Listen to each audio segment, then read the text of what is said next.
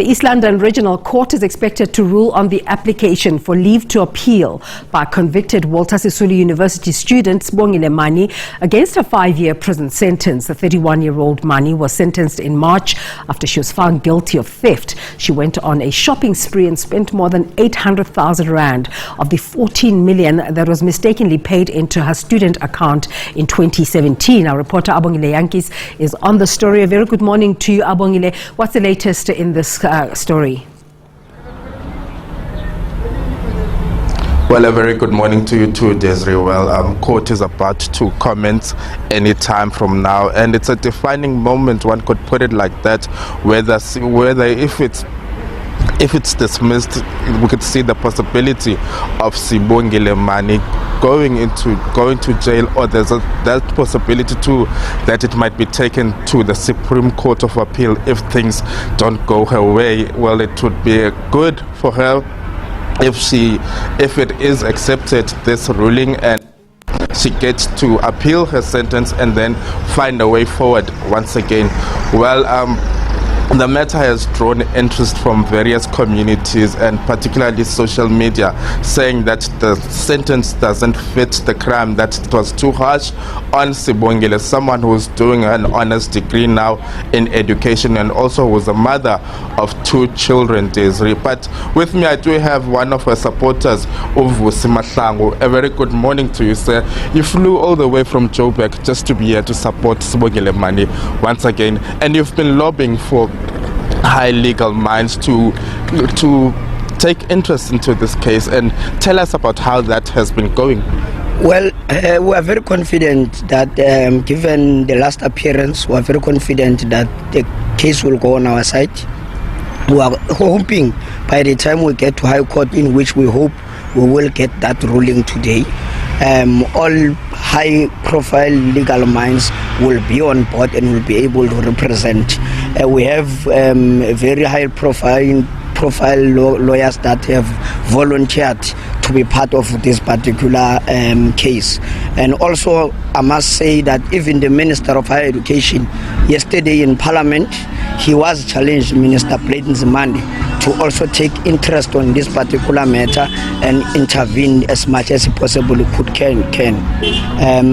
As we speak now, students are busy gathering in various residences like we usually do. We will have a picket outside court with the hope that today we will get the ruling on our favor. Coming to this case, I'll ask you this question once again. Where exactly are you not satisfied with regards to this sentence? Well, we are not only dissatisfied with the sentence, we are dissatisfied with the conviction itself. I think that should be emphasized, that we are appealing both the conviction and the sentence. We believe that Sibongile is innocent, and a person who is supposed to take the blame here is this Turkish service provider that was responsible for this so-called system error.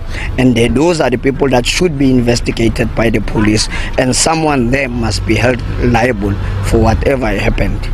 However, the NPA disagrees with you and says Sibongile Mani has a case to answer, and that this 5-year jail term is something that fits this crime that she committed. NPA is wrong on this matter, and we have seen in various cases before wherein the NPA gets wrong, and it has been proven in various court cases, and we believe this is plus one of those cases wherein the NPA got it absolutely wrong, and we are sure and certain that a higher court can find extremely different from this court given the opportunity for us to plead it. In your mind, a form of punishment, what's suitable to her, because she's been found guilty? In your mind, what could satisfy you with regards to this case? What accountability would you prefer her to take, because she spent the money on prohibited items? She bought alcohol, she bought cigarettes, she bought weaves, things that are prohibited. So she even broke the NSFAS rules. So in your mind, what's suitable for Sibongile Mani to be held accountable in this case? Well, you punish someone who is guilty. Perhaps maybe the question also is framed very wrongly. I wouldn't want to say she should be punished. However, like any other student who has spent the money, she should be given an opportunity to repay the money when she starts working, like any other student who is owing NSFAS. Majority of us as graduates were owing NSFAS and were paying NSFAS, and she will be able to pay back NSFAS like any other student will be able to do that. That is exactly from where we stand. To say punish, it will be like I'm saying she's guilty of something, and I will be contradicting myself by saying I'm appealing the conviction at the same time wanting her to be punished. So yeah, I'll definitely say perhaps she should be given an opportunity to refund NSFAS like any other student who's owing NSFAS. Like all of us as graduates who are owing NSFAS, we still have a responsibility to repay NSFAS. Tell us about the role of the PAC. The last time the president of the PAC was in court with us, the deputy president of the PAC was in court with us.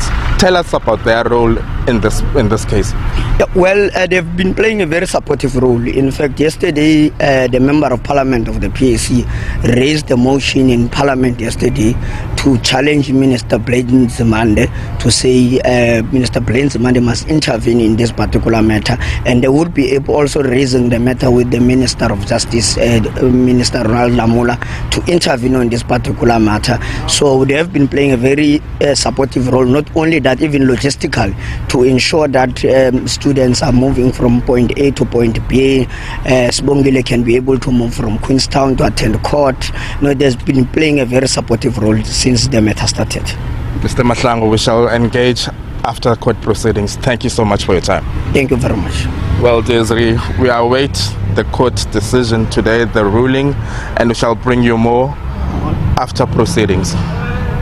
Absolutely, Abongile, thank you so much. And as he stated there, a lot of public interest in this story.